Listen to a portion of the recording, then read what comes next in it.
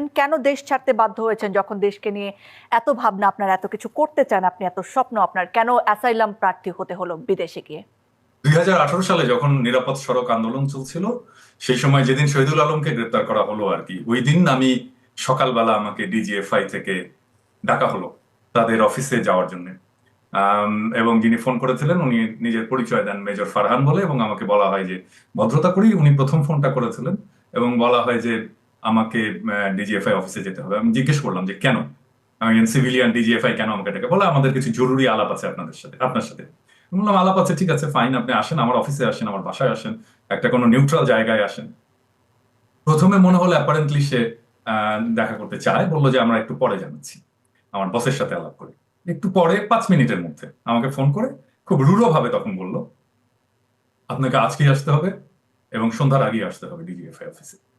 তো আমি আমার বন্ধু বান্ধব, আমি যাদের সাথে হিউম্যান রাইটস অ্যাক্টিভিজম করতাম, তাদের সাথে কথা বললাম না যাই ডিজিএফআই অফিসে, এবং আমি যেন লুকিয়ে পড়ি।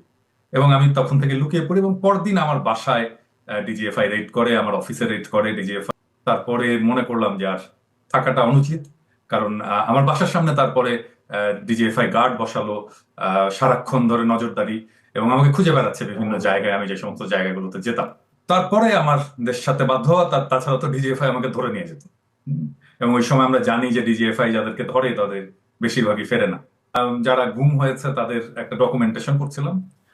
তো ওই ডকুমেন্টেশনের সময় আমি জানতে পেরেছি যে যারা গুম হয় তাদের একটা বড় অংশকে ডিজিএফআই এইভাবেই ডেকে নিয়ে যায়, একটা দেশ ছাড়তে বাধ্য হওয়া। আর ফ্রান্সের কারণ হচ্ছে যে আমি তখন একটা ফ্রেঞ্চ হিউম্যান রাইটস অর্গানাইজেশনের সাথে কাজ করতাম, তারাই আমার আসার ব্যবস্থাটা করে দেয়, ভিসা টিসা যা, এবং আমার এখানে রাজনৈতিক আশ্রয় পাওয়ার জন্য তারা সর্বতোভাবে আমাকে সাহায্য করে। মাধ্যম আপনি কন্টেন্ট ক্রিয়েশন করেন, তবে আপনার কন্টেন্টের ভাষা অত্যন্ত আক্রমণাত্মক, অত্যন্ত অশ্রাব্য ভাষায় গালাগাল করেন আপনি মাঝে মাঝে। এই এই পন্থা আপনি কেন বেছে নিলেন, বা এই পোর্ট্রেটটা কেন আপনি করতে চাইলেন? এইটার কি কোনো বাজে প্রভাব আমাদের সোসাইটিতে পড়ে বলে আপনি মনে করেন না? প্রথম বিষয়টা হচ্ছে যে বুঝতে হবে যে বাংলাদেশের যে দুর্দশা, এই দুর্দশার জন্য দায়ী কারা? এই দুর্দশার জন্য দায়ী হচ্ছে বাংলাদেশের এলিটরা, যারা রাষ্ট্র ক্ষমতায় থাকে এবং যারা সোসাইটিকে নিয়ন্ত্রণ করে, সোসাইটিকে কন্ট্রোল করে, যারা শিক্ষিত মানুষ।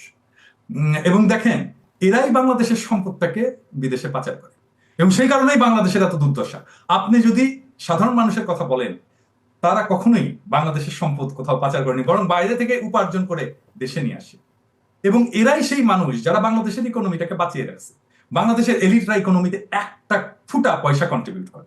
বাংলাদেশের ইকোনমিতে তারাই কন্ট্রিবিউট করে যারা মেশিন চালায় গার্মেন্টসে, যারা ঠেলা ঠেলে, যারা রিক্সা চালায়, যারা শ্রমিক হাতুড়ি পেটায়, যারা বিল্ডিং তৈরি করে, যারা বাস চালায়, যারা টেম্পু চালায়, খেতে ফসল ফলায়, তারাই হচ্ছে বাংলাদেশের ইকোনমির চালিকা শক্তি।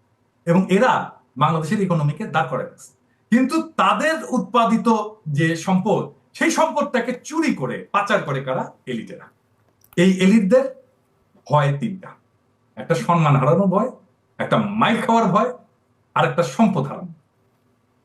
তো আমি তো আর মারতে পারবো না তাদেরকে, তাই তাদেরকে গালি দেই, সম্মান হারানোর ভয়। অ্যাটলিস্ট এই গালির তোরে যেন তারা ঠিক থাকে।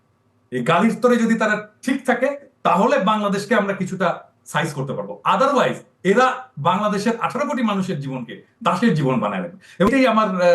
এটাই আমার কমিউনিকেট করার রাস্তা, এটাই আমার জনগণের সাথে। মানে আপনি গালিকে নিজের অস্ত্র হিসেবে বেছে নিয়েছেন। এত গালি আপনি হ্যাঁ। কোথায় শিখলেন সেও এক আশ্চর্য। নিশ্চয়ই আপনার কাছে কোনো অভিধান আছে। দাদা, পরের প্রশ্নটাতে যেতে চাচ্ছি আপনাকে, যে জুলাই আগস্ট অভ্যুত্থানের ক্ষেত্রটা প্রস্তুতে যাদের ভূমিকা রয়েছে, আপনাকে তাদের মধ্যে একজন মনে করা হয়, এবং এই সময়ে এসে অনেকেই, বিশেষ করে পতিত শক্তি যারা আছেন তারা, পাশাপাশি আরো অনেকে মনে করেন যে এটা একটি আন্তর্জাতিক গেম বা পরিকল্পনার অংশ ছিল এই অভ্যুত্থান, এবং আপনি একজন অ্যাসাইন্ড পারসন, সেটাও অনেকে বলে থাকে। এই বিষয়ে আসলে কি বলবেন আপনি? কেউ যদি কোনো প্রমাণ দিতে পারে যে আমাকে কেউ অ্যাসাইন করেছে, তাহলে সেই প্রমাণটা তারা হাজির করুক, অনুমান থেকে কথা না বলে। আর আমার এই লড়াইটা তো আজকের না, দীর্ঘ সময়ের লড়াই, প্রায় দশকের বেশি সময়ের লড়াই। এবং এই লড়াইটা তো আমি কনসিস্টেন্টলি চালাই গেছি প্রথম থেকে। এবং আমি শেখ হাসিনা সরকারের উৎখাত চাইছি, আমি ফ্যাসিবাদের বিলোপ চাইছি, এবং এই উৎখাতটা একটা বিপ্লবের মধ্যে দেওয়া হবে। এই বিপ্লবটা তৈরি করার জন্য আমি সারাক্ষণ চেষ্টা চালিয়ে গেছি, জনগণকে উদ্বুদ্ধ করেছি, সংগঠিত করেছি, তাদেরকে সাহস জুগাইছি। তারা যখন হতাশ হয়ে পড়ছে তখন তাদেরকে আশা জুগাইছি। আমি কেন আসলে আওয়ামী বিরোধী মানুষ হয়ে উঠলেন? এটা কি এজন্য যে আপনার সঙ্গে তাদের কোনো দর কষাকষি মেলেনি, নাকি অন্য কোনো কারণ আপনি আবিষ্কার করেছিলেন একটা সময়ের পরে? 2013-তে 5ই মেতে যখন গণহত্যাটা হলো, হেফাজতের গণহত্যা কোনো আন্তর্জাতিক কোনো ইম্প্যাক্ট ফেলতে পারলো না, এবং এটাকে মানুষ অনেকে জাস্টিফাই করলো যে এটা ঠিকই আছে। যেমন ধরেন প্রথম আলো, ডেইলি স্টার, তারা এমন ভাবে বললো ফ্লাশ আউট করা হয়েছে ঢাকাকে, মানে পরিষ্কার করা হয়েছে, মানে আমরা টয়লেট ফ্ল্যাশ আউট করি ঠিক এইরকম ভাবে, মানে আমরা এমন আবর্জনা সরিয়ে দিয়েছি। তো এটা আমার জন্য একটা শক ছিল যে এটা একটা জেনোসাইড, আমরা বুঝতে পারছি একটা জেনোসাইড, এবং এই জেনোসাইডটাকে অস্বীকার কেন করা হচ্ছে এবং এটার পেছনে কারণটা কি। এবং তারপর থেকেই আমি আবিষ্কার করতে শুরু করলাম যে আমাদের বিরুদ্ধে কেন, আমি তো এখন বিএনপির বিরুদ্ধে বলি, তাই না? আমি আমার নিজের দল সিপিবির বিরুদ্ধে বলি, তাই না? মানে সিপিবির বিরুদ্ধে সবচেয়ে বড় ক্রিটিক তো আমি। তো এটা না যে আমি এক সময় একজনের সাথে লড়াই সংগ্রাম করেছি এবং সেই জন্য একজনের এক সময় আমার রাজনৈতিক এলাই ছিল, সেই জন্য শেষ চিরজীবন আমার রাজনৈতিক এলাই থাকবে। যদি তাই হতো তাহলে বাংলাদেশের জন্ম হতো না, কারণ শেখ মুজিব তো মুসলিম লীগের কর্মী ছিল, তাই না? পাকিস্তান আন্দোলনের নেতা ছিল শেখ মুজিব, ছাত্র নেতা ছিল। তো তাহলে সেই শেখ মুজিব পাকিস্তান ভাঙবে কেন, তাই না? তাহলে তো একই জিনিস হয়ে গেল। তো রাজনীতি তো অগ্রসর হয়। তো আমি যখন আবিষ্কার করলাম যে বাংলাদেশে ভারতের একটা স্বার্থ আছে এবং সেই ভারতের স্বার্থটা হচ্ছে বাংলাদেশের যে সাধারণ আপামর মানুষের ধর্মবিশ্বাস, সাধারণ আপামর মানুষের যে সংস্কৃতি কালচার, সেটার বিরুদ্ধে, এবং তারা আসলে বাংলাদেশের সাধারণ মুসলমানকে সবসময় দাবায় রাখতে চায়। এটাকে আমি বলি যে এটাকে ইসলাম কুপানির একটা রাজনীতি আছে, এবং এই ইসলাম কুপানির রাজনীতিটাই আসলে বাংলাদেশের সেকুলারিজমের রাজনীতি, বাংলাদেশের লিবারালিজমের রাজনীতি, এবং এটা আওয়ামী রাজনীতি, আওয়ামী বাম প্রগতিশীলদের রাজনীতি। এবং এইটাকে ফাইট করতে হবে। এটাকে যদি ফাইট করা না যায় তাহলে বাংলাদেশ এইরকম ফ্যাসিবাদে বারবার করে পড়বে, এবং পড়েছে। মুজিবের আমলেও পড়ে, ফ্যাসিবাদ ছিল না কিন্তু এটা একটা চরম স্বৈরতান্ত্রিক ব্যবস্থা ছিল, এবং হাসিনার আমলেও এটা পড়েছে। এবং আমরা এখনো এটার বিপদ থেকে মুক্ত না, যদি যদি না পর্যন্ত আমরা বাংলাদেশে ভারতের যে স্বার্থ সেটাকে সাকসেসফুলি ফাইট করতে না পারি, তাহলে এখন আমরা মুক্ত না, আবার আমরা এসে ফ্যাসিবাদের গাড্ডার মধ্যে পড়ব। নিজেকে কোনো রাজনৈতিক দল গঠন করার কথা ভাবছেন তাহলে নিজের আদর্শ নিয়ে? না, না। এই সরকার আসলে কেমন কাজ করছে? কারণ আপনার কণ্ঠে আমরা ইদানিং হতাশার শব্দ শুনি, অনেক ব্যর্থতার কথা শুনি। আমি এই মুহূর্তে যে ব্যর্থতার কথা বলি তা না, আমি এই মুহূর্তে বরং সরকারের প্রশংসাই করি। প্রফেসর ইউনূসের সরকারের বেশ কিছু সাফল্যকে চিহ্নিত করেছি। এটা কিছু মন্ত্রণালয় ভালো কাজ করতে পারছে না, এটা ঠিক, সরকার স্লো, এটাও ঠিক। কিন্তু এই সরকারকে আমি বলি এখন আধা বিপ্লবী সরকার। প্রফেসর ইউনূসের সরকারের প্রতি সাধারণ মানুষের যে সমর্থন, এই সমর্থনটা ব্যাপক, এবং এটার কারণেই এই সরকারের সাফল্যটা আসছে। আসলে সরকার ভালো চলে তখনই যখন সাধারণ মানুষ তাকে সমর্থন করে। তো এটাকে হেজিমনি বলে, কর্তৃত্ব। সেই কর্তৃত্বটা তৈরি হয়েছে এই সরকারে, প্রফেসর ইউনূসের সরকারে। কিন্তু এইটাকে সতর্কভাবে ব্যবহার করতে হবে, যেহেতু প্রফেসর ইউনূস রাজনৈতিক ব্যক্তি নন। রাজনীতির অনেক জায়গা আছে যে জায়গাগুলো উনি ঠিক আমার মনে হয় ধরতে পারেন না, এবং সেই কারণে মাঝে মাঝে কিছু মিস্টেক হয়, ভুল হয়। হতাশা না, আমি তো ধরে দিই, আমি কোনো ভুল করলে আজকের এপিসোডও যাবে, ভুল করলে আমি সেটা ধরিয়ে দিই এবং সেটা কঠোর সমালোচনা করি। আমি এটা সমালোচনার যে যোগ্য আমি তাকে সমালোচনা থেকে বাদ দিই না। জিনিসপত্র কিনতে যে বেতনের টাকা সব শেষ হয়ে যাচ্ছে, অথবা কেউ আদালতে যে বিচার পাচ্ছে না, বা থানায় যে কেউ ডায়েরি নিচ্ছে না, এরকম তো আমরা শুনিনি, তাই না?